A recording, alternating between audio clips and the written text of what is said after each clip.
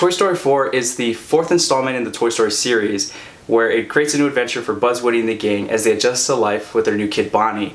In this film, Bonnie creates a new toy called Forky, who is a literal spork.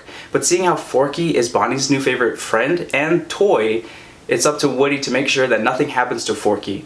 But on the family road trip, Forky escapes, and it's up to Woody to bring him back to Bonnie. And along the way, the two meet some new and returning friends. This film really shows how far along animation has come since 1995. The very opening scene of this film is pretty lifelike, and it's crazy to see how detailed and defined everything is. It's such a visual treat. This film may be the funniest of the Toy Story series, as it introduces new characters such as Duck and Bunny, Forky, Gabby Gabby, and scene stealer Duke Kaboom. Each of these characters are voiced by talented actors, and they all bring hilarious and memorable moments throughout this film.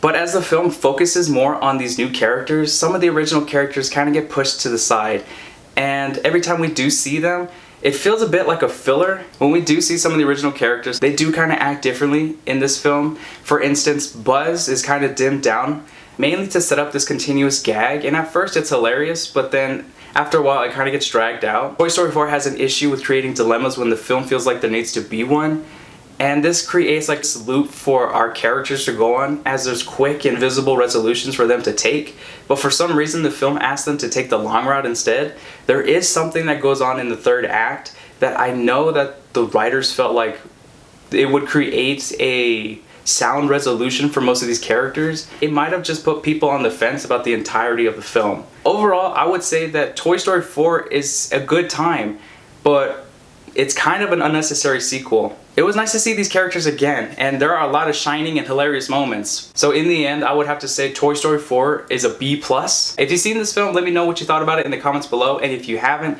now you know whether or not you want to watch it, and I'll catch y'all on the next review.